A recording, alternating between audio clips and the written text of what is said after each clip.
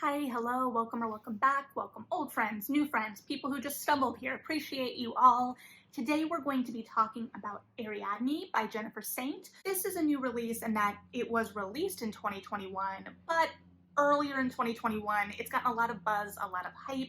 It was a book of the month selection, and a lot of the hype around it has been related to its comp to Circe by Madeline Miller, which is a hugely popular title for a lot of reasons. So talking about this is going to be interesting because I feel like that comp has been made and really emphasized, and it's hard not to compare the two, but I also want to talk about this book as its own entity, its own thing, judging it by its own merits. So yes, I'm sure I will compare, but I am looking at this as its own thing. I have stayed away from a lot of the discussion around this one, but the reviews, at least on Goodreads, seem generally favorable.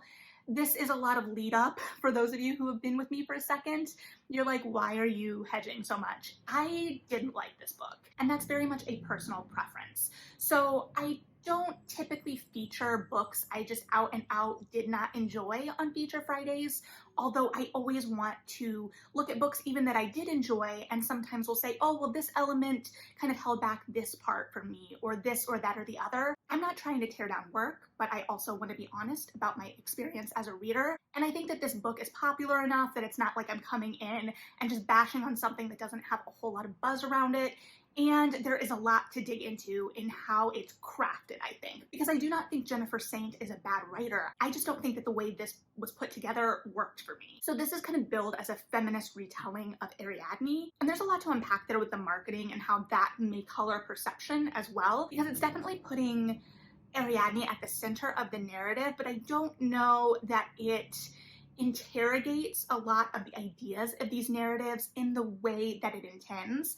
There are definitely questions at its heart, and it's looking at the hubris of men and how women often pay for those faults. Another comp title recently would be 1,000 Ships by Natalie Hayes, which interrogates the women around the Trojan War. So we largely know Ariadne in relation to Theseus and the Minotaur, and how she betrayed her home to help Theseus defeat the Minotaur, and then how she was abandoned and eventually became the wife of Dionysus. So there is both a lot that we know about her and not a lot, all at the same time. So I knew her in relation to the Minotaur story, which we do get a peek of in Circe as well, but not super deep. And I don't know that this really deepens my understanding and my interest in Ariadne.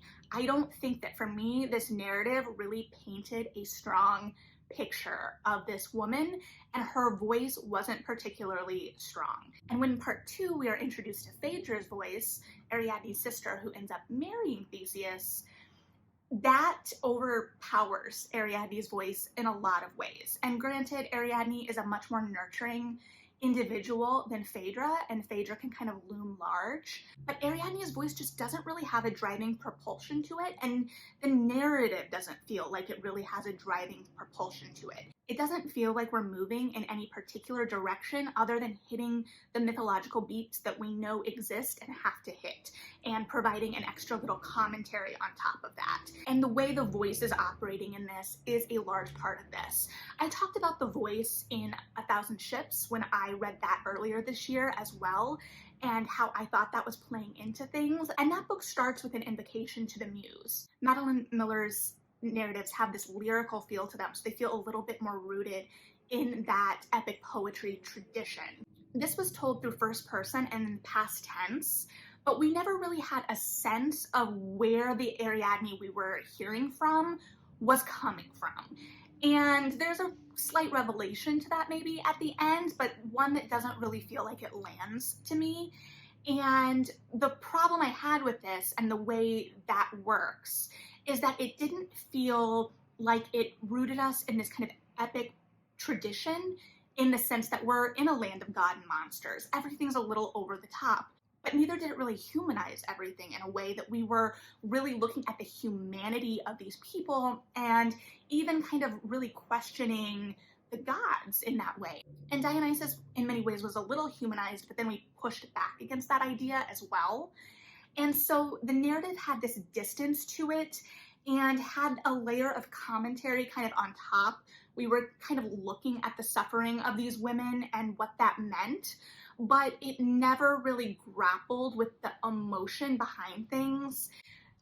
Ariadne fell in love with Theseus very quick, which does happen in the story, right? She kind of sees him and is enamored of him, but it never really grappled with that emotion. Like, was she in love? It took it for granted in the narrative it was, and then never explored that emotion further, never really complicated what that may be. And if it was love, but make us feel that. And then we are, throughout the story, being told separate stories to Ariadne and Phaedra to a certain extent, so that we're hearing Theseus' story as told to Ariadne, and it was being done, I believe, so that later we could complicate how that story was being told and who was telling it and why. But those chunks felt so heavy and info dumpy, and there were opportunities, I think, to complicate things by kind of mirroring experience that was not fully grappled with. We got references to Medea in Theseus's original story of going home and meeting his father, and we, are primed to think of Medea as the villain and the witch, and based on her history with Jason, there's a lot of really complicated stuff there. And so she's presented as the villain. In many ways, it's hard to take her out of that territory because she does some pretty awful things. But there is an opportunity to hold her up as kind of a mirror against this betrayal, right? She is betrayed by Jason. And so how does that impact things in a way that could provide further commentary and parallel to our protagonists and other people in this narrative, but that is never really fully explored. And again, I don't need this to be over the top and didactic, because in some ways, I don't want to call this narrative didactic because it didn't feel like it was trying to clobber me over the head with a point. It did feel like it was trying to interrogate and pick apart these ideas in nuanced ways, but the narrative itself wasn't nuanced. It was very blunt, and that held back my reading experience significantly. This is a very short book. It's like 300-ish something pages, just over 300, and I took way too long reading it. I wasn't super compelled to pick it up. And in these kinds of retellings, what is bringing us back into this world? What is pulling us in and keeping us engaged? The large majority of the readers picking this up probably know something about Ariadne. So there's a level of intertextuality built in to this narrative inherently. And the Minotaur itself is such a huge part of Ariadne's story, such a compelling part of Greek mythology, and the defeat of the Minotaur was very quickly glossed through. And I was like, wait, what just happened? And then the narrative did pick up a little bit, I felt, when Ariadne was abandoned, because then she was kind of mired in some emotion and there was a catharsis to those sections. A lot of the question of these stories, again, Ariadne and Medea being an interesting parallel to be able to really dig into as what causes you to defy your home. And we see a lot of the horrors of Ariadne's home, but we don't really get to see that real push of decision and the real impact of what she's doing, partly because a lot of it is overshadowed by Theseus's story. So then when she's on the island, she has a little bit more autonomy, and we are seeing her really kind of scrap a little bit. And even though those sections are very description heavy, they still feel active. And then when Dionysus shows up, it gets complicated because I don't really feel like we grappled with that relationship as much as I would have liked. It's hard here not to compare that relationship to the relationship in The Witch's Heart by Gornacek, which is Norse mythology, so not the same, but that was about Loki. And as that relationship develops, I didn't really feel like I was following that relationship, and part of that may be the time jumps. We get time jumps pretty significantly from both Ariadne and Phaedra, as Phaedra is now in the narrative at this point. And that was interesting because Phaedra, like I said, kind of overshadows her sister a lot because she has a strong personality and she has a lot of anger as well. And that anger, I think, is easier to feel active, and it stands out a little bit more against the prose and provides some propulsion to the narrative, right? We have a motivation for her and what she's doing. Ariadne, after we get out of the survival mode, her motivations and her wants and desires are less clear. And she's much more maternal than her sister, and I think that that was a nice juxtaposition to have as well. But that doesn't mean that she has to be inactive.